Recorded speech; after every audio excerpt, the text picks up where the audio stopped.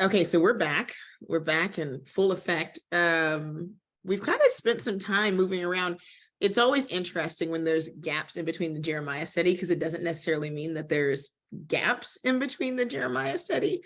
It just means that there's additional information. And so for those of you who are watching this on Patreon, there's the discussion that we had the week before last on Queen Mother. And it gives a lot of context to what we're going to cover today.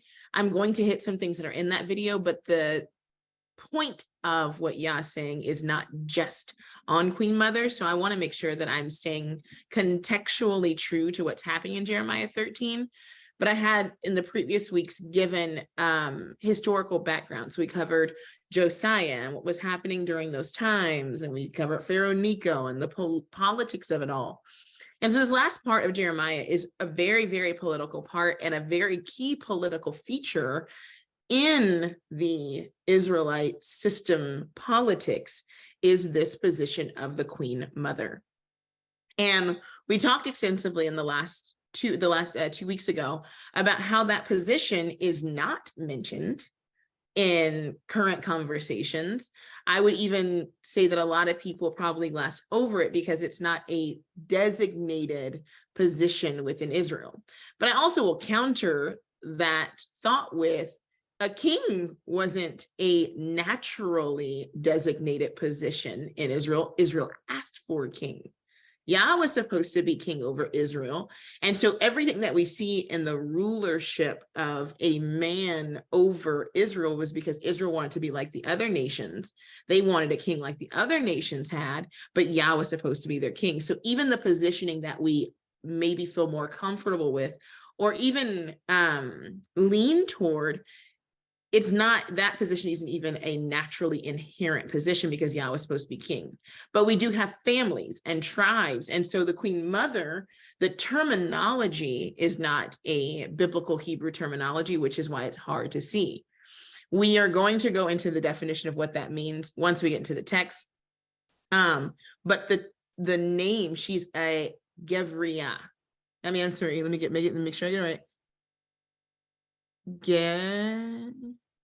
Gevira. So for the root word gevar, which is like a strong man.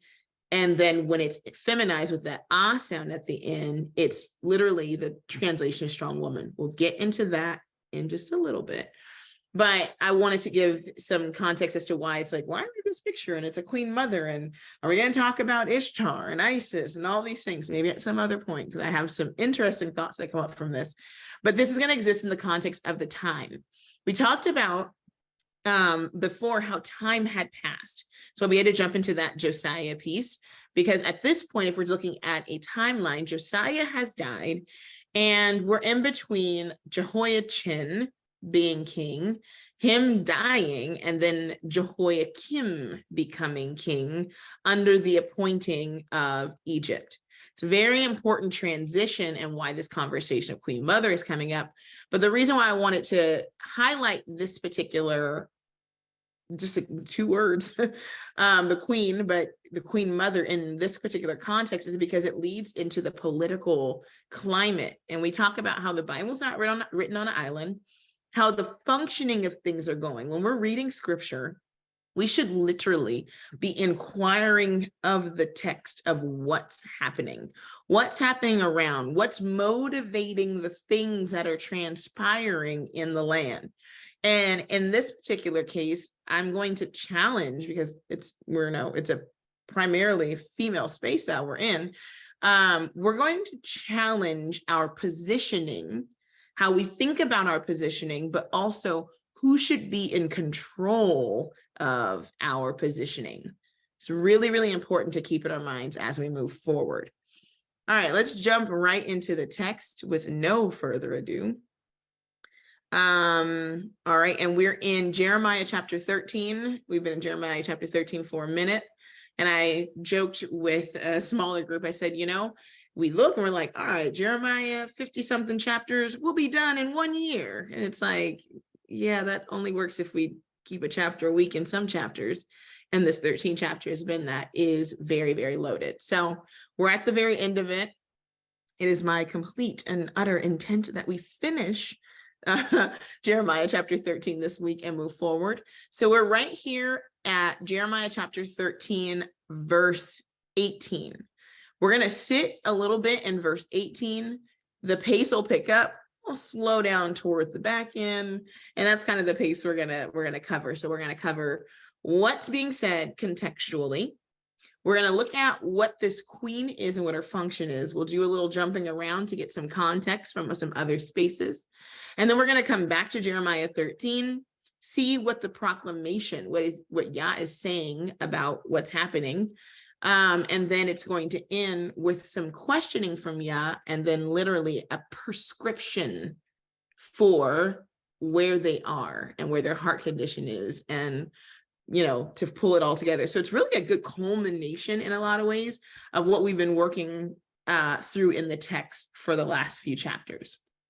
All right, so Jeremiah 13, right at verse 18, it says, "Say unto the king and to the queen, humble yourselves, sit down, for your principality shall come down, even the crown of your glory." So a couple of weeks ago, we talked about this glory. We talked about who gets the glory, who has the glory, who has the positioning. We started off with understanding that Yah is king over Israel, and that any person in position of leadership is supposed to be, I shouldn't say always, is supposed to be under the direct leadership of Yah. The person should only be carrying out Yah's will without their own personal interests attached to it. Kind of a hard feat for humans, which is why we need Torah, we need teaching and instruction to constantly bring us back on track when we waver, which is what Yah's complaint to Israel is like, you're not inquiring of me in my land over my people, you priests, you prophets, you kings, you queens, whomever, you're not asking me how to lead my people. The term here, we've gone over king, melech. A king is one who's supposed to be walking amongst the people. He comes from within the people and walks amongst the people. Somebody that is seen and understood as one who is leading from within. Now, this term queen gets a little confusing. I've heard people teach, ain't no queens in Israel. There are no queens. We don't have that thing. A queen only gets her title from her husband. In this particular case, it's not Malka, which would be the feminine version of a male king. We have Gevira, which is to mean strong woman. I use queen mother because it's a clickbait, it's attractive, but really strong woman is the term used here. And when we talk about women and strength together, we normally end up with a negative connotation that runs to our mind immediately. And so when we talked about this in our smaller group, we talked about keeping it culturally and contextually anchored in an Afro-Asiatic context, because here you have women who rule, and most of the time when we think of women who rule in a queenship, we don't see brown queens. We don't see that because of colonialization. You see a lot of European queens. And so the reason why I took the play on Queen Mother and I used the brown images is because most of you all are at least familiar with, if you've just seen a billboard, even if you haven't seen it, which is Queen Charlotte. And you have that thing in the back of your head, this person in positioning, having to make decisions for her own interests and also for the interests of her family. And so my point was to kind of make some previous connection. If that didn't make the connection, then we're going to make the connection today in a biblical context. So the word here, and I'm using logos, if you click on the word here, it'll give you Gevira, which means mistress or queen mother. It comes from the root word gevar, which means to be or to make superior or to achieve positioning. So to root your mind in that. And we're gonna just float around that area and that word for about a few minutes so I can give you some background context to why Yah is calling out this positioning and why he's saying, humble yourselves. So let's do some biblical moving around. And we're going to look at one, if this is a term that has been used before, or if this function has been seen before. So in this case, you have a queen mother, and a queen mother is the mother to the ruling king. Very, very, very important position. The queen mother was or is married to the king. She can be a first wife, second wife, third wife. These kings had multiple wives by this point. And her positioning was that she was often one of many. One of many. And so within that, she was a part, I'll use this term loosely, but she's a part of a harem. She's a part of a multiple wife environment where her positioning was oftentimes based on whatever the king felt or thought. She could be high up and treated well. She could be a well-treated, well-respected wife with other women under her. She could be one amongst many. She could be a despised wife. And how she gained her position and her security was through who she birthed.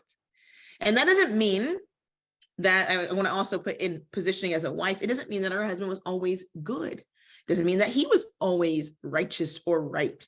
So she lived in a system that put her in a position where she was subject to whatever another person gave her. So what happens when she has a son is that she has an opportunity to then elevate in her positioning. She's no longer just the queen, but now she has the opportunity for her son to become king. And that's huge because that position secures her forever. Why? Well, that position secures her forever because if you know anything about a son and his mother, it is that he is going to take care of her. So then what does this mother do? She pours into, she nurtures, she politics around the son so that he understands that she is his number one woman, his number one priority. And when he gets into position, who is he going to take care of? A lot of you all, especially if you're brown people and you have a Western context, you can see that when you have young men who go into professional athletics.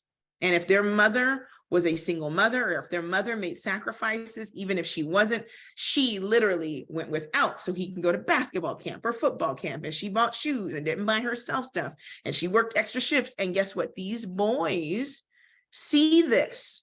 And when they grow into men, the reason why they are, if you ask most young brown boys, or just any boy, but definitely most young brown boys, what are you going to do if you make it? They go, I'm going to take care of my mama. I'm going to make sure my mama's okay. I'm going to buy my mama a house. I'm going to buy my mama the car she always wanted. My mama not going to have to work no more. My mama, even if he has a dad, my mama, because he's watching the struggle and sometimes and the nurturing and the time put in, and she's secured and seared in her head her work and what she's done to make sure that that child can have what he has. Bring it back into the ancient Near East context, bring it back in ancient Israel. You have this woman who is one of many, and her security, if something happens to this king, if something happens in this land, is her son being in a position. Where it gets a little twisted is this woman, if Yah is not her center focus, will raise this boy to be her husband, her king, and even her God. And the God that she manipulates in order to secure her positioning, which probably generationally has been taught to be insecure. This woman didn't learn this because she woke up one day and this was just naturally in her. Most women who married kings had a father who was a king and had a mother who was a queen or who was a part of a harem. And what do mothers who were raised a certain way convey to their daughters? They want to put their sons in position, but then they tell their daughters, make sure you can take care of yourself. Don't end up like I ended up. Make sure that you have power and influence and control, so that you don't have to be subject to the treatment that oftentimes you would see in a situation where a king for political power would have more than one wife from different nations, and these women pulling on this man to get what they want. I'm gonna make this make sense to you guys also biblically. You're gonna see me like, oh my gosh, I never read those stories like that. Roll with me. So when you have a woman in that position and she raises a daughter, that's how she then begins to position her daughter. So she makes sure that she's beautiful, and she makes sure that she has all these things so that she attracts, but then also she's pushing for her also to be secure. And so you learn very early on to manipulate and to also be manipulated when it fits what the overall outcome is. So this position of strong woman is, what can she tolerate? What can she give? And how can she move to secure her positioning? It's important. That's the negative side. On the positive side, it also has a positive side, because you can have a bad king, but if you have a good, strong woman, she will then resist the things against Torah and cultivate in her children a heart and a mind toward Yah. That's why everything is not always negative. It's positive when we operate in the positive. A strong woman that can be within a house of a tyrant king and raise a good son who then leads Israel righteously is very, very, very important. A woman who can raise a young man on her own and not teach him to mistreat women, or not teach him to be in a position where he only relies on her, but makes him a woman and says, you're going to be the type of man who's going to lead your home, and you're not going to be run by me, but you're going to be run by Yah. That's a good woman. That's a good, strong woman who is secure in Yah, secure in Torah, secure in his word, and secure in his positioning. So it goes both ways. It goes both ways. I want you to see, and I want you to understand that. A woman, though, and oftentimes we see it a lot of the kings of Judah are given in the First Kings. If you haven't gone through First Kings, get there. First Kings, just the kings in general, and Chronicles sometimes, lists the mothers of the kings. And it's not for oversight, but it's because of this position of Gevurah. It's because of the strong woman and her influence over her sons.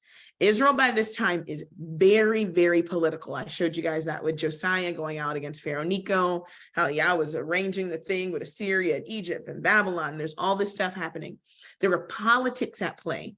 And so in Jeremiah 13, Yah is calling out the politics at play, and he's naming people based upon their positioning and their titles, but also it's giving us culture and context into the politics and into the everyday life of people in that positioning, and how women, because of the corruption of the nation, were in positions where they were also manipulating and doing things. It wasn't just because people woke up one day and was like, you know what, evil. It's definitely it. No, they were seeing how other nations were moving, especially when you got wives come in from other nations. Their moms taught them things that were a part of their culture and custom that were not supposed to come into our culture and custom. So you're marrying Egyptian women and women from other kingdoms who were raised and didn't have Torah as their basis, and their men didn't treat their women. They come in with information. You'll see why I'm laying a lot on this information that travels on. And then sometimes these things were epigenetic. Sometimes they were things that were just in that we just don't even know that we're doing. And so we have to be on high alert as women on what practices and what things and what insecurities and what lack that we possess when we raise our children and when we operate in community and when we are wives and mothers. We have to be aware of those things of lack that exist so that we can give those over to Yah, because terrible things can happen. When a woman doesn't trust Yah, she will seek to influence, lie, and do whatever to maintain position and control. She will hurt herself. She will hurt people around her, and she'll do it because it is what is going to achieve her base needs. A woman's greatest fear is to be without protection. So in Jeremiah 13, Yah is going to hit on her greatest fear, to be without protection and for something to happen to her children. Those are the two greatest things. So women have done a little bit of everything so that those two things stay in place. We will betray ourselves. We'll betray our morals. We will betray right, wrong, law, all of it to stay in those positions. So let's get some examples going. Let's get some examples going so you guys can roll with me so you can see it. I'm going to give you two examples. There's a bunch. I gave to you First Kings. It lists the mothers attached to the king, and you can see where these influences come from. This is the story I'm going to do first. Doesn't necessarily, we don't get the word Gevirah. We don't get the word Gevirah, but now that I told you that it's political, that it's positioning, that a woman goes out and she politics and puts herself in a place in order to influence, you're going to see it now in this story, and you're going to see it a bunch of other places. It took place before this story, and this will also get your brain going in that area. The point is not just on Queen Mother, but I want to give you the idea and the insecurities played out in a story, in an actual lived experience, so that it makes sense, so that when we get back to Jeremiah 13 and we start going into what Yah is saying, you have a knowledge base and a context to operate from. So we're going to go to First Kings, and we're going to be in First Kings chapter, let's start First Kings chapter 1. I'm going to read a bit to you guys. I'm going to paraphrase as I read. I'm going to try to make it interesting as we read it, but I'm going to read to you a couple of chapters. And I might just jump around a bit, but we're going to roll with it because it's important for you to see that this position, even if it's never named, has been and does exist within our culture. And it's not something that's going to come and go. It's not something that you can actually remove. It's necessary, right? Scripture teaches us to obey the Torah, the teaching of the mother. It's a part of it. You obey your father, you listen to your father, and you also obey the Torah, the teaching of your mother. We have that in the text for a reason, because it is a mother's teaching to her child is law. And so when she is right, we obey it. When she's wrong, we have to know so we can reject it and realign with Yah. All right, so we're going to First Kings chapter 1. Let me go back to this one. All right, First Kings chapter 1, and we're going to start right at the top. So now David was old, and he's kind of getting feeble, and so he wasn't really keeping heat in his body. He wasn't old, but his body was old and beat down because he was battle worn. Remember, David's a fighter. He's a man of war is his positioning to Israel, and so he's older. And so his servant said, hey, we're going to get a young virgin. She's going to wait and care for the king. She's going to lie with him to keep his body warm. We're not talking about like centralized heat and everything. Struggling. So they got a woman, and her name was Abishag, and she's a Shunammite. And they brought her to the king, and she was very fair, and she took care of the king. She ministered to him, but he never slept with her. So they established this was not a physical relationship. It was one of service, but she becomes one who is going to be cared for as a part of King David's house.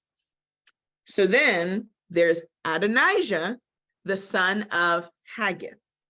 Okay, now you have the son of Haggith. We know who Adonijah's father is, so it's listing his mother. And he exalted himself, saying, I will be king. And he prepared chariots and horses, and he had 50 men to run before him. And his father had not displeased him. He didn't say anything when this happened. So it says, why hast thou done so? I'm sorry, he says his father prepared chariots, father did not displease him. Why hast thou done so? And he also was a very goodly man, and his mother bare him before Absalom. So it says his father didn't say, why have you done this? It didn't displease him. And it said that he was very goodly. So that means not only was he attractive, but people respected him. He had a name amongst the people. He was King David's son. He moved around. He was charismatic. And it gives birth order. And his mother bare him after Absalom. So in his mind, Absalom and then him, he had an order in which he was born, which means that, okay, if Absalom's dead, then quite naturally I should be next. And this is just a natural way that things go. And so he conferred with Joab, the son of Zeruiah. Joab is David's sister's son. Zeruiah is a female. That's David's sister's son. That's David's nephew. And with Abiathar, the priest. And they, following Adonijah, helped him. Politics. This is politics. But Zadok the priest and Benaiah, the son of Jehoiada, and Nathan the prophet, this is Nathan the prophet that told David he was wrong for killing Uriah, and Shimei and Shimei and Rai, and the mighty men which belonged to David, they were not with Adonijah. So important.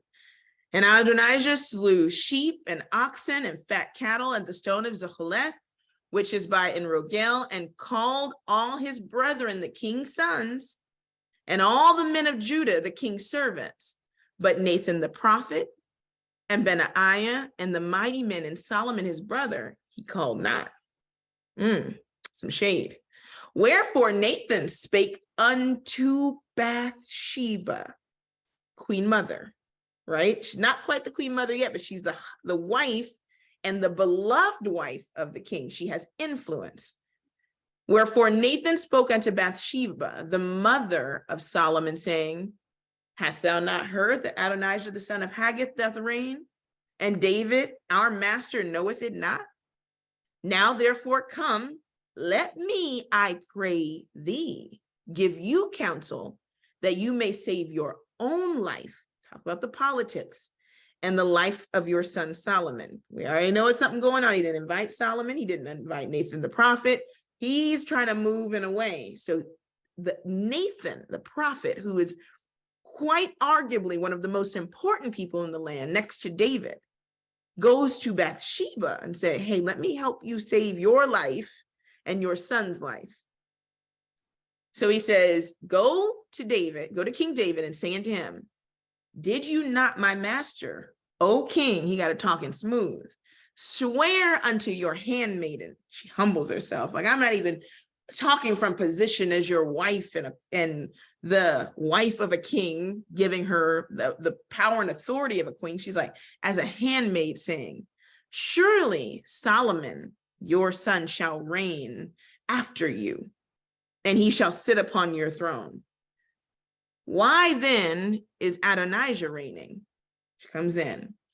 And then he's still telling her, he says, and behold, while you are talking with the king, I'm going to come in after you, and I'm going to say the same thing. So they're politicking right now. This is politics, and they're using the influence of Bathsheba, being the wife of the king, one of the wives of the king, to set some things in play for her and her son. So Bathsheba went in unto the king to his chamber, and he was very old. And Abishag the Shunammite was ministering to him, and Bathsheba bowed herself and did obeisance unto the king. And the king said, what do you need? How can I help you?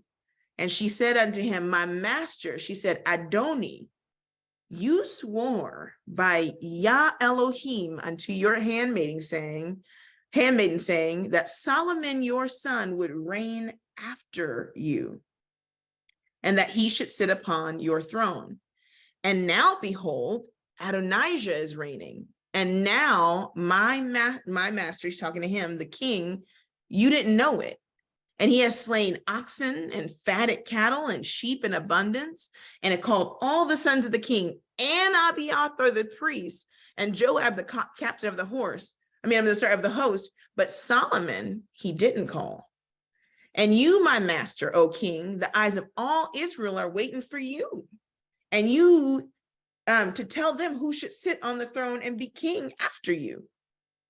Otherwise, it'll come to pass when my master, Adoni, Hamelech, my Meleki, my king, when you're not here and you go on to sleep with your fathers, that me and Solomon will be counted as offenders. She hit all the chords, just like, and he knows David has had to run.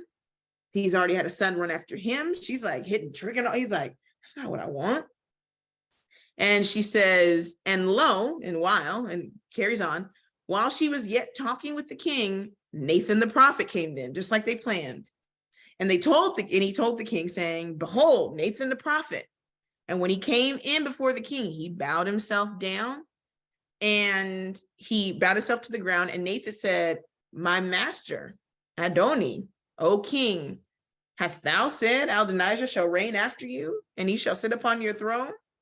For he has gone down this day, and he gives the whole story, slaying oxen, and he called all the sons of the host and Abiathar the priest, and they eat and drink before him. And they're saying, Elohim save King Adonijah. But me, this is Nathan, even me, your servant, and Zadok the priest, and Benaiah the son of Jehoiada, and Solomon, he didn't call them. Is this thing done by you, my master the king? And have you done this and not shown it to your servant, who shall sit on the throne after you? And David was like, oh, snap. So it contextually, if you need a little culture and context, the woman stepped out of the room while the conversation was happening. So David said, hold up, call me Bathsheba. So she came back, and she came into the presence of the king and stood before the king. And the king sware, this King David said, as Yah liveth, that hath redeemed my soul out of distress, even as I swear unto you by Yah Elohim of Israel, saying, assuredly, Solomon, your son, shall reign after me, and he shall sit upon my throne in my stead. Even so, I will certainly do this day. Old, sick, he kept his word, but it was through influence. Then Bathsheba bowed her face to the earth and did reverence to the king and said, let my master, King David, live forever. And King David said, call me Zadok the priest and Nathan the prophet and Benaiah the son of Jehoiada. And they came. And I'll just paraphrase the rest. He literally gets his mule. He has Solomon ride upon it. He literally has a trumpet blown. They say, God save King Solomon. And because of the influence of David and what he says, the people were like, a king has been named. I don't care what Adonijah had. He was king it was complicit because nobody said anything. But when when David chose based upon what he said, and he swore by Yah's name, and he chose Solomon to be king, the people trusted that Solomon was a king, and the people went toward him. All right, now check this out on influence. Positive influence saved her life, saved Nathan the prophet's life, probably. It saved the structure that was put in place for righteous leadership. You had Zadok the priest, Nathan, these people who had stood by David and stayed true to Yah's word. I think it's also important to note that Nathan the prophet is still around, because Nathan the prophet was the one who rebuked David for his actions. And it shows the heart of David that he's a good king. See, if some of us, when we're rebuked and we're set in place, we get upset at the person that does it and we push them aside. He kept Nathan the prophet close to him because he knew Nathan the prophet heard from Yah. David had wise counsel around him. He mentions it in his Psalms. So in this particular situation, politics, influence saves Bathsheba's life, keeps a righteous leadership in place. Keep this. And it also establishes a king who in the beginning had a heart inclined toward Yah. I'm going to show you a different instance, and I'm going to paint it in a negative. I still need to sit with it and see all the intricacies of it. But Bathsheba goes and she then further influences, and she uses her positioning to influence her son Solomon towards something, and it doesn't turn out well at all. Once again, in order to establish her positioning, she then trusts in her position and her ability to have the ear of the now reigning king and not to see this whole thing through Yah's eyes. So we're going to go down a little bit, and we're going to go to 1 Kings chapter 2. And we're going to go around verse 18. So if you haven't read through this, read it. It's important that you read it. It's important that you read it. All right. Let's go right around verse 12. So at this point, David's going to pass. There's a whole, he sleeps with the fathers. He's buried in the city of David. And it gives his time period of reigning altogether. And he reigned for 40 years. 7 years he reigned in Hebron. 33 years he reigned in Jerusalem. Then sat Solomon upon the throne of David his father, and his kingdom was established greatly. And Adonijah, he's still conspiring. Because look, his mom probably feels some way like, well, if my son not king, I don't have anything. Now I'm under the reign of this. And now things seem kind of weird because I tried to my son tried to take the kingdom and then David put Solomon in. Oh, how can I get positioning? How can I get positioning? And once again, he's listed as the son of. And Adonijah, the son of Haggith, right, came to Bathsheba, the mother of Solomon. And she said, you come in peace. And he said, shalom. And he said, moreover, I have somewhat to say unto you. And she said, say on. And he said, you know the kingdom was mine, and that all Israel set their faces on me, that I should reign. Howbeit the kingdom is turned about and is become my brother's, for it was his from Yah. Peep that. And now I asked one thing, just give me one thing, and don't tell me no, deny me not. And she said, say on. And he said, speak, I pray thee, unto Solomon the king, because he won't tell you no, that he give me Abishag the Shunammite to wife.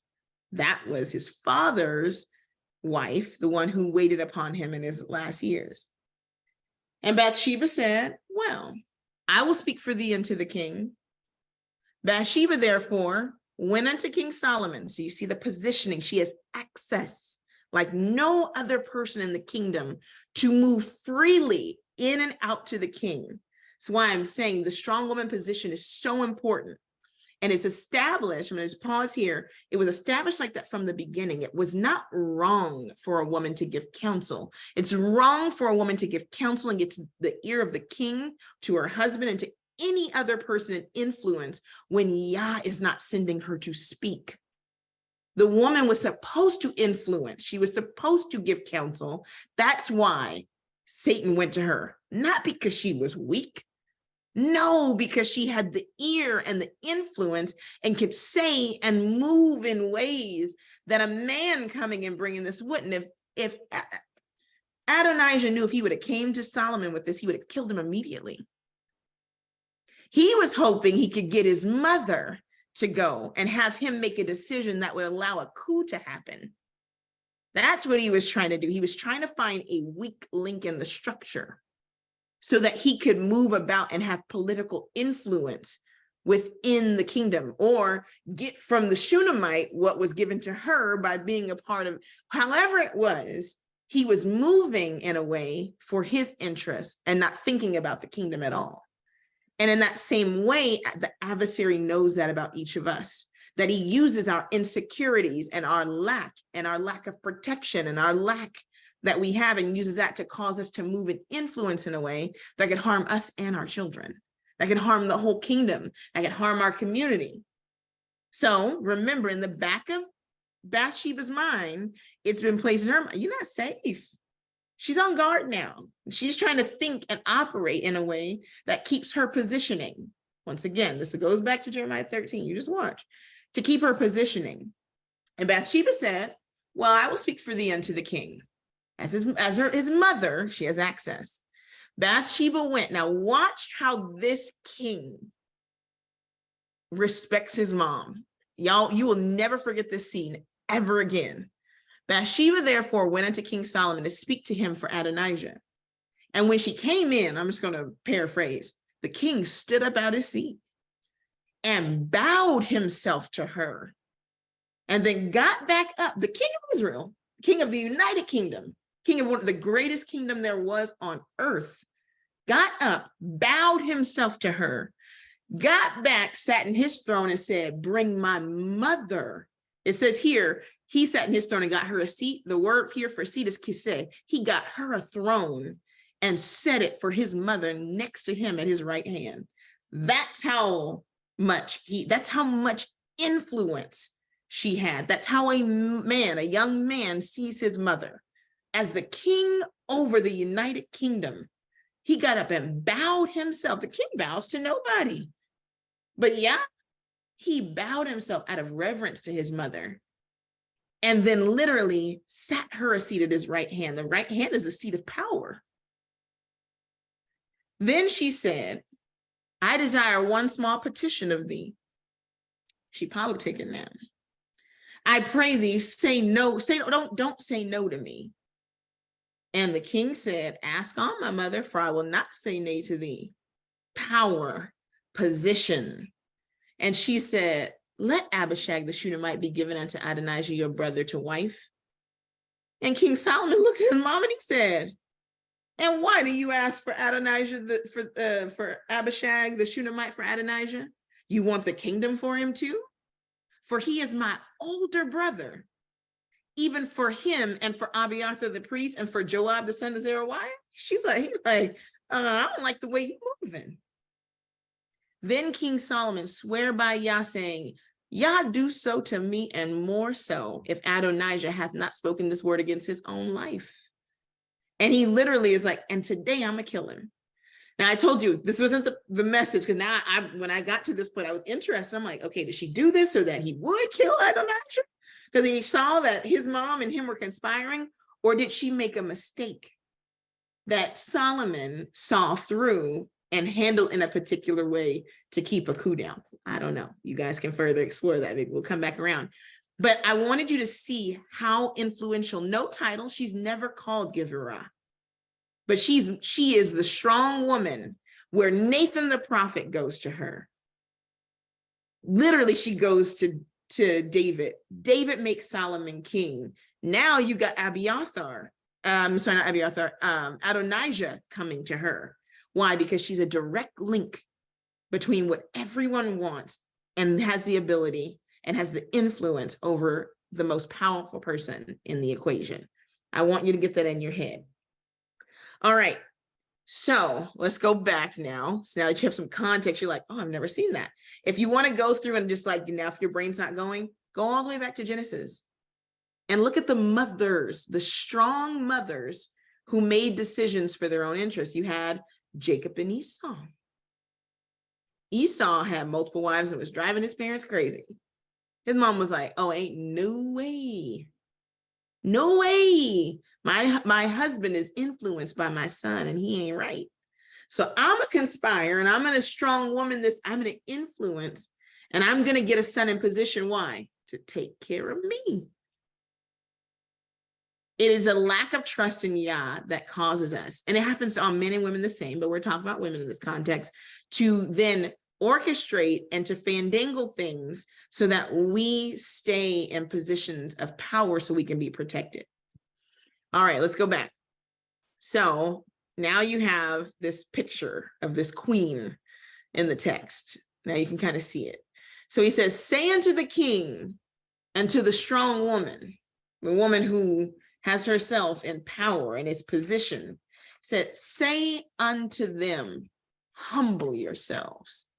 The word here is not the Hebrew word anah, which means to like lower yourselves, to in the sense of like to intently watch, right? It's not the idea of to beat down. This word here is the word shafel, and it's a word of positioning. See, the issue in Israel is everybody's out of position, out of order. Nobody's under Yah, and everybody is moving for their own interests. It's a political time. They've seen what's happened in Jerusalem, but they've seen what's happened with the northern kingdom. And the kingdom is split. So then you have Jerusalem and Judah, who literally have set up these power structures. That's why you see through First Kings, these mothers and their sons, and they're listed because there's influence and politics at play in Israel that are strong. Literally, one of the great kings we've had, which was Josiah, literally gets killed behind politics. And now you have these queen mothers positioning themselves and using their sons as pawns. All the while, they're doing these strange practices, and they're allowing things and not reprimanding and not chastising and not correcting. Because Josiah, we know his mother's listed, and he had one of the worst fathers and grandfathers that the kingdom had known. Literally, prophet killers. And he turned out to be good. So you know the importance of the influence that goes into a man or a woman in position of power. It's very, very important. So Yah says, humble yourself. It literally means to lower yourself in comparison to something that is high. In the previous lesson, we talked about how Yah gets the glory because of the weight of who he is. Verse 16 says, give the glory to Elohim before he calls darkness. So then the question is, where's the glory going? The glory is going into positions and powering and manipulation and politics. And he's like, you guys need to lower yourselves because you've placed yourselves above me. You're moving like God, trying to orchestrate your own selves. And I'm telling you, you need to cut it out. He goes, sit down, because literally your manipulation is going to fall. Everything that you set up for yourself is going to fall. And he says, even the crown that you set over your head that you think gives you glory, I'm going to take it all. Verse 19, he goes and he says, the cities of the south are going to be shut up and no one shall open them. Judah will be carried away captive, all of it. It shall be wholly carried away captive. It says, lift up your eyes and behold them that come from the north. It says, where is the flock that was given to thee, the beautiful flock? What wilt thou say when he shall punish thee? For thou hast taught them to be captains and chief over you. Shall not sorrows take thee as a woman in travail? That all seems like just flowery talk until you realize that the queen mother at this time that sits on the throne is going to literally watch her son be carried captive into a distant land. Her greatest fear through all of her manipulation was to not be cared for and to have something happen to her child. And both things happen because nothing can protect us when we're not aligned to Yah. He was like, literally, the very things that you've manipulated and tried to hold on to, and you've taught people to protect and to stay in, and you've literally worked and manipulated this, you king and queen in position, moving around, trying to play me, trying to be me. Your very fears will come to be because the only reason why something happens or doesn't happen is because I'm in control. You can try and orchestrate and plan out everything. And if I'm not in that plan, and if you are not obedient to me, literally your worst fears will come to be. And that's exactly what happened. He says, put down the queen mother. So another interesting one, we're just going to jump back really quickly. In a story where a king is called a good king, 1 Kings chapter 15 and verse, let me get there, 15, verse 9 through 13, we get a king come and we see this queen mother in title, same word, but it's saying from being queen. So let's read through it and let's see how you have one person, we're in a story where Jeremiah is like, y'all need to fix this. Something's wrong. And then in a different time, you have a king who literally does exactly what Yah is saying for Jeremiah to tell the people. And in the 20th year, verse 9, 1 Kings 15, verse 9, in the 20th year of Jeroboam, king of Israel, reigned Asa over Judah. Remember, there's two kingdoms, there's split kingdom. And 41 years reigned he in Jerusalem.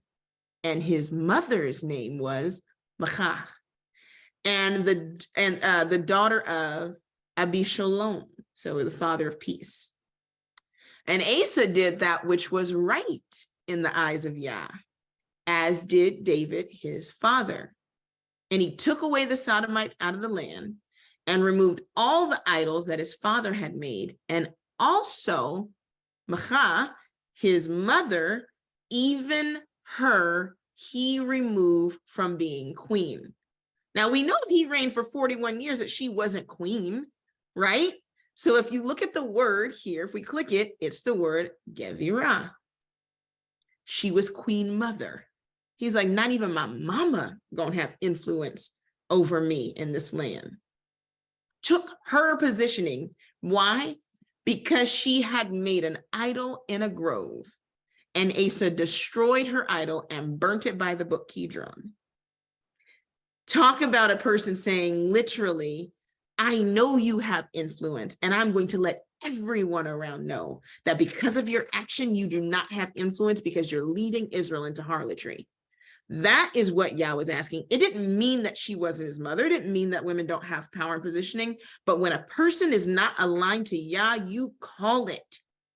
You let people know, because because that was his mom, people will think that he's also aligned with that way of thinking if he does not directly address what's happening.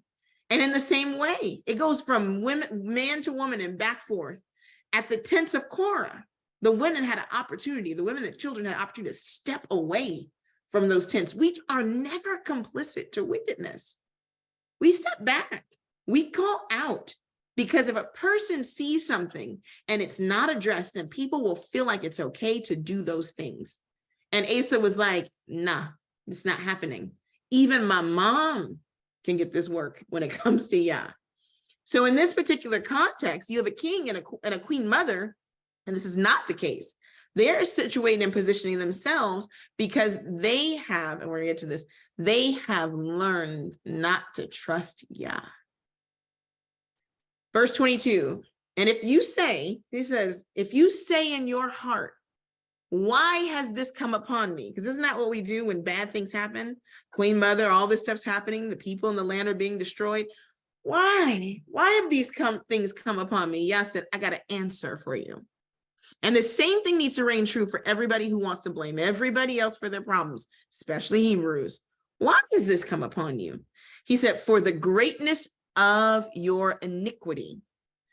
And this is rated G right now, but you guys, I'm gonna make it PG-13. So if you have small children around, you might want to cover their ears. For the greatness of thine iniquity, thy skirts are thy skirts discovered, and thy heels made bare. That is a translation. Literally what happened here in the text, he says, literally, your skirts discovered. He goes, your female body part is uncovered and violated.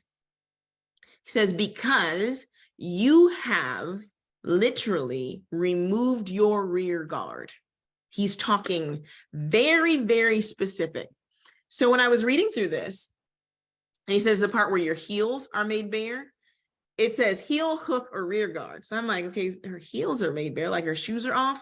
And I tell people like translate it like, oh, because, you know, your skirts are discovered, meaning like you're laid barren and you're stripped down, which is something that happens in times of captivity and war. But in this particular case, he's still talking in context to this woman, this strong woman who has positioned her place. Gevar as a man is a warrior, it's a fighter, it's a strong man. Gevirah is a woman who is a strong woman, but she's also, like I said, political. She's moving and positioning things so that she can have an intended outcome. But because of her moving and positioning, not being under the teachings of Yah and his instruction and his Torah, she has now put not only herself, but her son and also the nation in a position where now they are left unprotected. And this has been, you'll see in a second, has been happening for generations. These men, these women, these priests, these prophets, all these people who are lying are operating based upon, like I said, the imaginations of their own hearts. And they're moving and positioning themselves. And all of this moving and positioning toward idols and toward other nations is literally removing their rear guard and leaving their vulnerable parts exposed to the enemy. This means something because Jehoiachin only reigned for 3 or 4 months. Whatever move he was told to make was terrible because the Pharaoh Necho literally snatched him up, literally took him back as a prisoner and put Jehoiakim in his place. He ticked off Pharaoh Necho. And it literally added to the additional coming destruction. And y'all keep saying, but y'all didn't turn. So peep this. He says, because of the greatness of your iniquity, because of the twisting, we talked about iniquity, your female body parts are discovered. He's like, your lady part is uncovered, and your rear guard left bare, left uncovered. So I had to call my brother, and I reached out to him, and he's military. He knows all kind of military stuff. I told him he needs to do a podcast on military and Torah, because this stuff he gave me was amazing. This is not for me. I told you, I'm not that smart. I just have really good people around me who know stuff, and I'm not afraid to ask and expose what I don't know. So I called him and I said, hey, what is a rear guard? And he says, well, there's a few different types of rear guards. There's a marching rear guard, a running rear guard, and a tactical rear guard. And I'm like, okay, keep going. And he says, for running, you're in a platoon and the rear guard picks up the stragglers, right? So they make sure to stay in front of the last guy running so he doesn't fall too far behind. I'm like, okay, a rear guard is an important thing to have. He says, if you're running on a street, then the rear guard controls the traffic so that the last person until the last person in the platoon passes. So almost like what we see when we see a funeral processional, when the cop comes and makes sure everybody can go clear so nobody gets hurt. And he goes, and that's the same, the rear guard and marching and running are pretty much the same. He said, but the tactical rear guard. So the tactical rear guard is the last guy facing the rear of any platoon that is going in for clearing. So I said, well, what is a clearing? And he says, well, in warfare, especially when it's urban or in areas when they go into houses, you want to make sure that nobody comes in after the people going in. You can fight forward, but it's difficult to fight if nobody has your back. See where this is going? He's smart. He says, so the first guy clears and then everyone follows. It's clear. And then everybody follows in and they fight tactically forward. The guy at the rear makes sure that he has their back.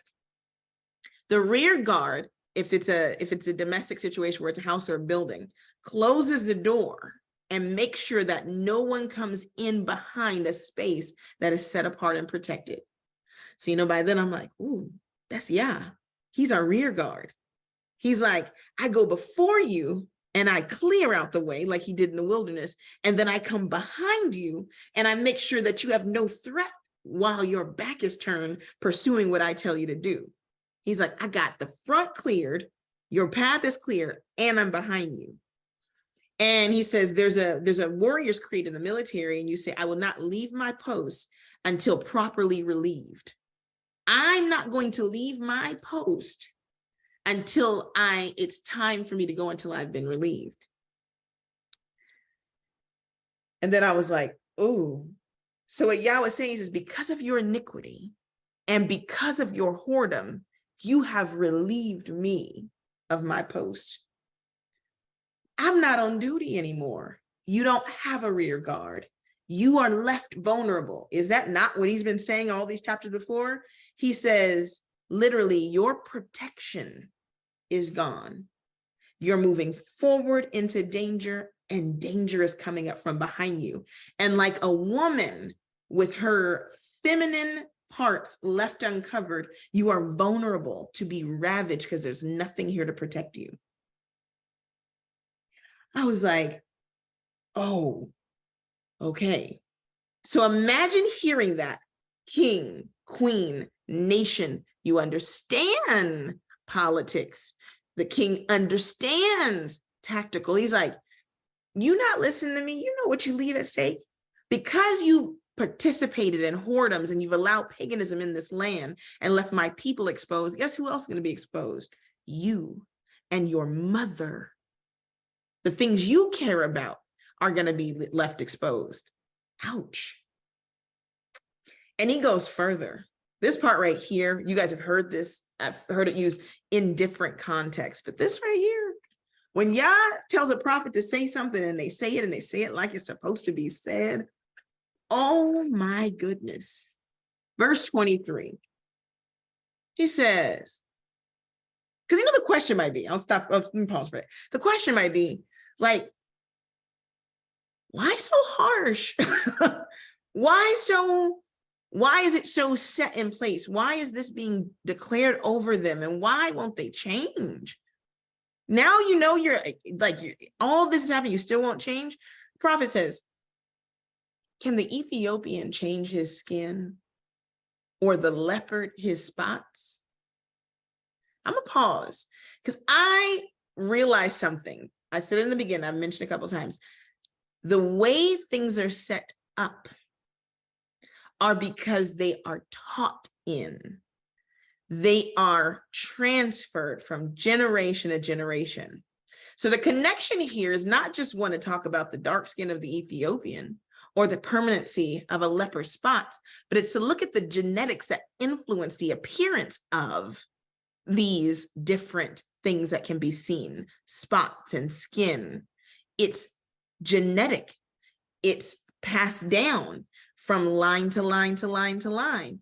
Yah is saying, literally, just like the skin and melanation is passed down, and you might get some lighter melanated people in your bloodline, but it's something about melanin that it always is going to show up. You can just bring a little bit of melanin into a bloodline, and all of a sudden, the features and the strength of the genetics then present themselves. The same thing is true with the spots of a leopard. They're developed based upon genetics. It literally is not just in the fur, but it's in the follicle and it's in the skin. And it's passed down from generation to generation. So it doesn't matter what you do. You can kind of manipulate one generation, but bring a leopard back around with another leopard, and it's going to come back full force. Yeah, I was looking at the generations, and you have some good kings and some bad kings and some good people and some bad people. He said, but something in this line, something epigenetically is taking place, and I'm going to have to remove it. And the only way to get rid of epigenetics is to stop it in your generation or to have to watch your generations die. There's only those ways. You can't manipulate. You can't change it. There has to be true change, true restructuring of genetic expression. And Yah was like, the only thing that is going to change your genetic expression is going to not just be changed behavior, but a changed heart and a changed mind, one given over to me, one given over to Torah. And it has to be so deeply rooted and so deep in that it literally changes the nature of the being that you are. But if you don't stay attached to me, if you don't stay attached to my teachings, I cannot change the way your genetics express. So he says this, can the Ethiopian change his skin or the leopard his spots? Question mark. We talked about those rhetoricals. He said, then, and it doesn't say then in Hebrew. It says, may ye also do good that are accustomed to do evil. He says, is it even possible? Is it possible for you, not for him? He said, can you do good when you are accustomed? The word here for accustomed is limud, when you are trained and instructed and reared in doing evil. How? How? Just like the leopard's spots are from genetic expression that is literally directly attached to environment and breeding, you too, because of your environment and your lineages, cannot do it on your own. He said, you are trained, you are instructed by your mothers and your fathers and your priests and your prophets and your kings to do evil. He says, therefore, and that's why you need to know what the therefore is there for. Therefore, so when Yah now pronounces judgment, Talks about the mother influencing the son that influences the nation. All this in this little part. He says, this is why, therefore, will I scatter them as stubble that passes away. This is why. Now you get it. It's in them. I have to get them out of here because this is in them. I got to send them out. I have to send them out. And they have to be chastised. And they have to even be destroyed. And I'm going to have to break up the strength of this evil, this dysfunction that is being cultivated in my land. He's like, I'm going to spread them out as stubble that passeth by the wind of the wilderness. This is your lot. This is what falls upon you because of this. And this is your mincha. This is your portion. And this is what I'm measuring to you as your punishment. This is why. He saith, yeah, because you have forgotten me and you trusted in falsehood. That word shakir. You've trusted in a breach of faith, a lie and liars. He's like, I don't care if it's your mama. I don't care if it's the priest. I don't care if it's the prophet. I don't care if it's the pastor. I don't care who it is. There was a breach in relationship between me and that person, and you trusted them over me. He said, so this is why this is being measured to you. Therefore, he says, I'm going to discover your skirts upon your face so that you can be ashamed. So just like when a man looks on a woman's body part, her feminine body part, and it's a shame for it to be snatched and exposed, that's how shamed you're going to be. He says, because I have seen your adulteries and the neighings, the way you go after, the way you desire in your heart wickedness. And I've seen the lewdness, to what degree you will go for your whoredoms and your abominations on the hills and in the fields. He said, woe unto thee. Woe unto thee, O Jerusalem. Wilt thou not be made clean? When shall it once be? He said, is it ever going to happen? Is it ever going to happen? But it's not going to happen until those structures and those places of power are not held accountable. And we as a people, those of us who claim to be woke, you have to challenge your leadership. You have to put down this church mind that says a person can be one way in one setting and a different way in another. You have to, because a person only leads from their that place that you don't see. That's where their leadership comes from.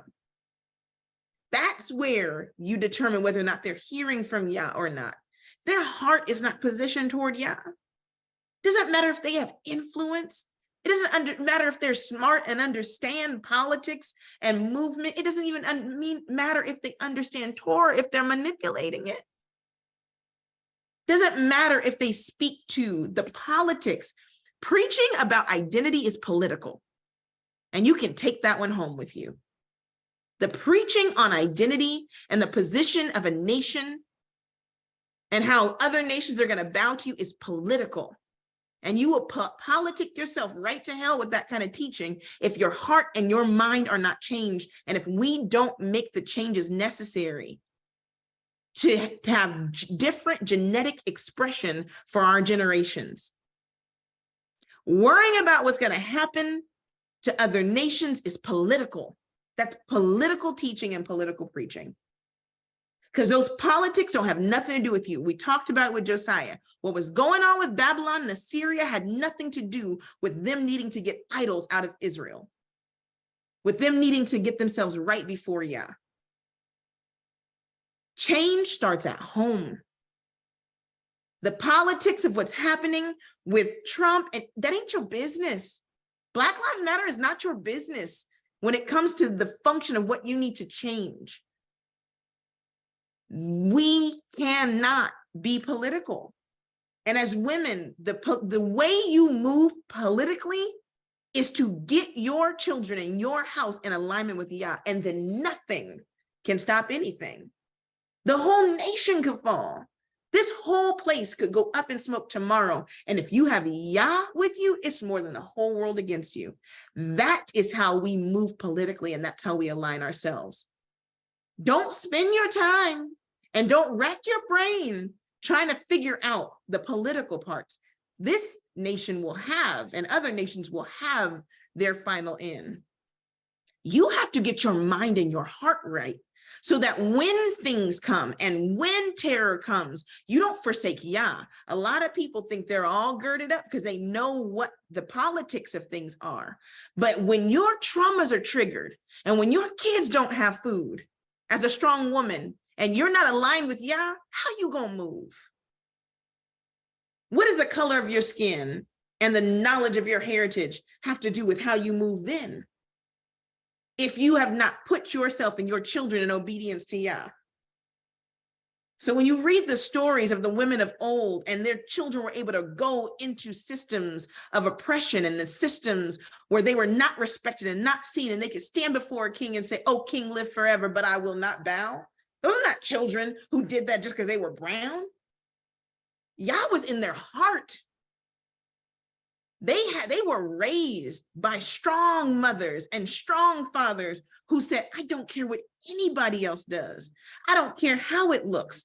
I don't care if upside down look right side up and down is cross-eyed. You stay with Yah because that is your salvation. I don't care if they tell you they're gonna put you in a pit. But they had to see it at home. It didn't matter if you told them there would be bad kings and people didn't like you, and you were taught how to move and how to operate. That is a strong woman. That is political. Serving Yah is as political as it gets. Who is the King of Kings and who is the King of Glory? Align with him. Let Yah be true and every man and every woman a liar. Everyone. Like every single one. So trying to put yourself in positioning and position yourself, no. The only thing I want my kids to see when they see me is a change in my genetic expression. This is how I would and should and could move because of how I was brought up. But this is how I move because Yah is my king. That is it. And when they get in positions, believe you me, that is how they're going to move. That is the only way we champion and we politic, is to put them into the good graces of the king. That is what we do. That is how we move. That is our strength. That is our strong tower. That is our fortress. That is our way out of no way. That is our fire and our pillar of cloud in the wilderness. That is our water. That is our manna. That is our word. That is our light. That is how we are known. So if a person is teaching you anything else, it's to put you in a rage. It's to put you in a place where you try to move in a way that will get you in trouble. And Yah was like, the only thing after all this you should be worried about is how I can be made clean. That's the question. Yah, how can you clean if a leopard can't change his spots and an Ethiopian can't change his skin, then what hope is there for me? And he was like, you know what it is? I got blood that'll wash you whiter than snow. I'll do it. I'll do it. Literally, I will do a function that will change your genetic expression. I'll put you in a place through my sacrifice to allow you to be washed clean daily. Trust me, I'm gonna do it. I've purchased you, your mind, stay with me. And even if death comes, I'll resurrect you back up. Be on my team. It don't get no more political than rolling with the King of Kings. He's like, what? I can just speak to your enemies. So can you be quiet?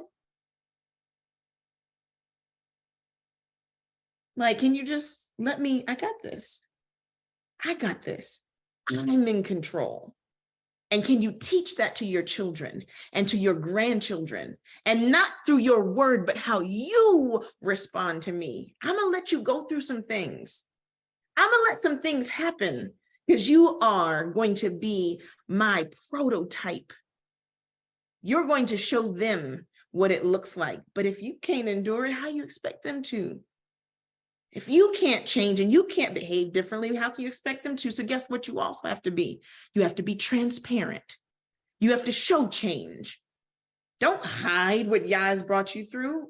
Yah forbid. No, you're going to make connection and show them what Yah is capable of because he did it in you. Because when they see you and what you've been through and what you've changed into because of me, they don't even believe you've been through what you say you've been through. And when you tell them Nana once used to, and Mama once did, and I had moments when I didn't trust Yah, and not in no small stuff, tell the truth. Talk about how you married and how you did things and how you made decisions and how you did things to your body and with other people and didn't see a way out and how you went before and how you only knew one way and how you didn't trust and how you stole and how you robbed and how you connived and how you manipulated to get certain things. Talk about it. Because they ain't gonna believe it's true anyways. Talk about it. And talk about how they're going to say, well, why don't you do it no more? And you're going to say, because yeah. See, I realized in my own power, I only had a little bit. And I would have to keep doing the little petty things that set Yah against me to keep something. But guess what? When I gave it over to Yah, I've had more than enough. And you know who will be a testament of it? They will. They're like, we ain't never lacked. And you say, I know. Because I trust Yah. I've never seen the righteous forsaken or his seed begging bread. I know. So what? Because Yah, everything that you have is attached to my obedience, and everything their children will have will be attached to your obedience and their obedience. And then you start restructuring your expression of your DNA through your children so that now they're inclined toward good and they don't want to do evil. That's a strong woman. If you want to be like Nina Moan said, how do you get them? She said, by hook or crook. If I'm gonna manipulate you, I'm gonna manipulate you to serve Yah. I'm gonna show you, I'm gonna keep showing you how Yah is good. That's what you're gonna see. Mama, why you always say, because didn't our grandmothers, why you always say God's good? He gonna work it out. Because she's seen him do it. We need to raise up, after having a generation where there were no grandmothers, we have to be the last generation of that. We'd be the last generation where a child cannot come to somebody and learn and ask questions and have transparency and have them war spiritually, physically, emotionally with them. Tell them, you need help, baby. This is our game plan. We are that. That is why you had generations come out of the atrocities of the greatest things that have ever been done to humanity. And they were able to rise up after that. Why? Because you had strong women who had strong faith and did what they had to do. You had more home ownership out of poverty than ever before. And then we have more than they ever had and got less than they ever had. How is that possible? These women were industrious. They kept their families together. They did what was necessary. And they also made hard decisions that they knew when they made them were going to affect generation after generation. So they didn't do things without consulting. And they didn't even have what we have. We have Torah. They had it. I shouldn't say they didn't have it. They didn't have it like we have it. We have Torah in high definition. You know what they had that we struggle with? They trusted Yah, though. They believed what they read. Couldn't nobody tell it, baby, I hear what you, that's why you can't talk to them now. You be like, Grandma, don't you? Why? She's like, I didn't live too long. And Yah done been too good for you to be trying to give me something else. It better not be changing how good Yah is to me. Why? Because they've lived and they've experienced something. So then you know what then shows them when you live and experience and you trust Yah, and Yah does more because he will advance the next generation. And then the children will begin to lead. They're like, I ain't never seen Yah move like that before. That has to be our testament. That has to be where we operate from. That's really, really important. It's really, really important. We're going to pick it back up in Jeremiah chapter 14. I encourage you to seek Yah about how to be a strong, functional woman. Even if you don't have children, there are many strong, functional women who were in positions and who had power and influenced people toward Yah. That is the goal. That is why we are made the way we're made, and we look the way we look, and we are literally the influencers of kings and queens. So when we ask our children and ask other children to behave a way, we have to model it too. When we want them to trust Yah, we have to trust him too. And we point out, see, that was Yah. We never put the glory on ourselves. We are humble before him, and he's positioned above us always, because Yah is in control, and that is so necessary for the times that we're moving in.